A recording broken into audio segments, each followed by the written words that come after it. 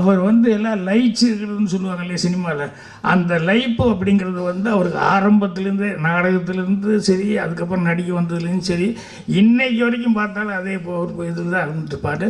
அதே மாதிரி அந்த ஸ்பாட்டில் வர்றதுங்கிறது இருக்குமில்ல, அது மாதிரி இப்போ டைரக்டர் சொல்லிட்டு போய் உட்காந்தாரு, என்னென்னா இந்த படம் நல்லா ஓடணும் அப்படின்னு சொல்லி நீங்கள் தான் எல்லாருன்னா ஒன்றுமே வேண்டியதில்லை, எல்லாத்துக்கும் டிக்கெட் எடுத்து கொடுத்து டெய்லி பார்க்க சொன்னால் நல்லா ஓடும் அப்படின்னு சொல்லி கவுண்டமணி அதுக்கு ஒரு கமெண்ட் அடிச்சுட்ருக்காரு.